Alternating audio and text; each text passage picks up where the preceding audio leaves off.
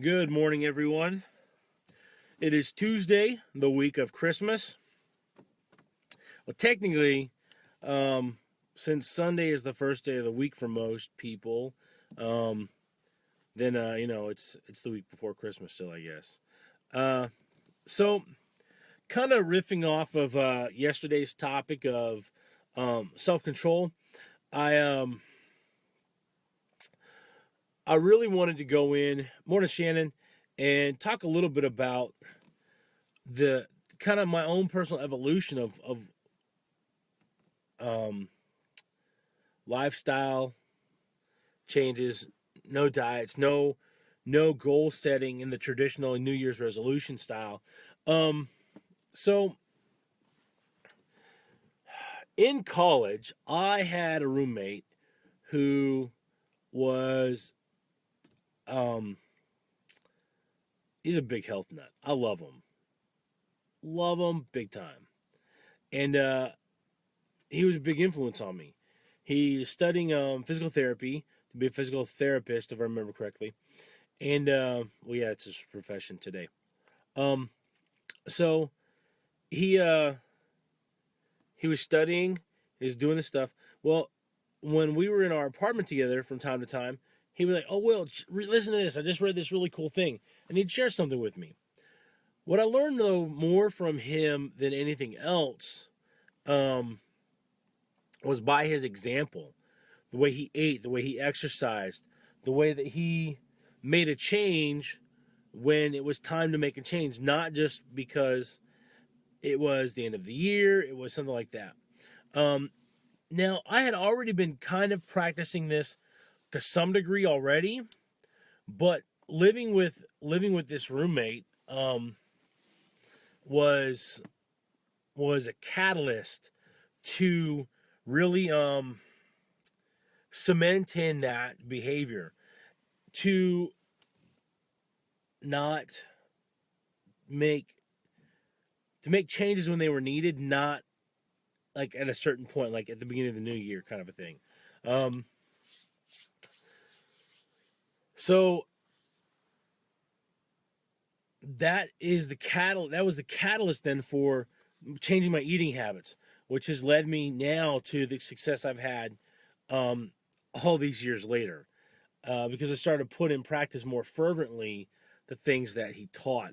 And I've I've tried dieting, horrible, no success. Um, did not do well with it at all, and I always crashed in the first couple weeks. And so what I started to do then was just make small changes, course corrections.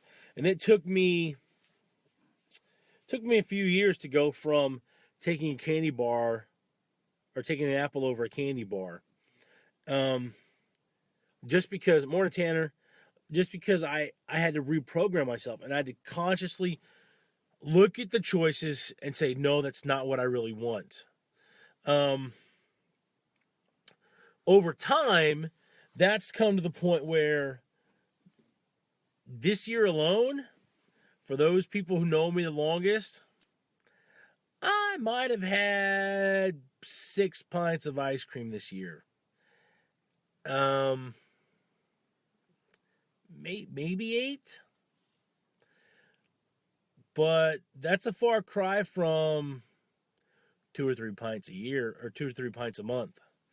And it wasn't because um, it was because I wanted to make that change.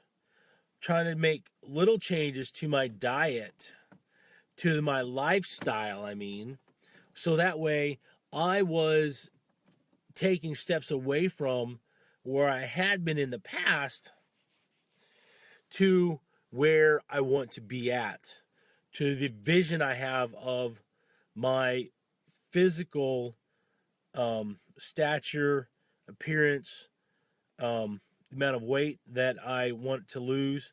Morning, Bonnie. And again, it's little steps in the right direction. Yeah, some days I have bad days, and I have a little too much of stuff I shouldn't have. This weekend I had some stuff, and let me tell you what, paid for it. My body did not like it. Um, did it taste good? Absolutely. Paid for it though. I just paid for it.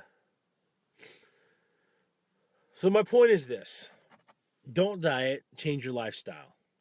Don't set temporary plans in place. Make a long-term plan and take your baby steps along the way. It's how we change everything in our lives, little by little. Every now and then, yes, you can make a big change and it can have a big impact. But unless you put in the small steps behind that big change, it's not going to stick around. That's why, habits take so many days to change. It's like 21 days minimum, 6 weeks, somewhere in that time frame. I don't know because I stopped keeping track. I just focus on what I want and working towards it. So it's like working out. It's like anything you want to improve on, you got to go at it every day, little by little. John Wayne Walding, a former U.S. Ranger, or maybe he's always a Ranger, like the Marines are always Marines, or the SEALs are always SEALs. I don't really know. I haven't known a lot of those guys personally. So he said, it's the pursuit of perfection, not perfection itself, that makes a man great. And when I heard it, it just really hit me how powerful and how strong that statement is, because it's about the journey. The destination will get there. It's about the journey, overcoming the trials, the little things, overcoming the big things that then become little when we realize the obstacle, what the obstacle really is. And as you know, and as most people know who seek to improve themselves, the biggest challenge they have is the person that looks back at them in the mirror every day. Is overcoming the wiring in your own head and changing your thinking. It takes time. Don't get discouraged. Believe in yourself. Believe in your goals and your dreams. Eleanor Roosevelt said, the future belongs to those who believe in the beauty of their dreams. And I believe that. I believe that those who have powerful and strong dreams help shape the future. Good or bad, they help shape it. Hope you guys make it a great day. I'll talk to you tomorrow morning. If you get value from this video, please like and share it. And there's more content at ironwill.net. Thanks.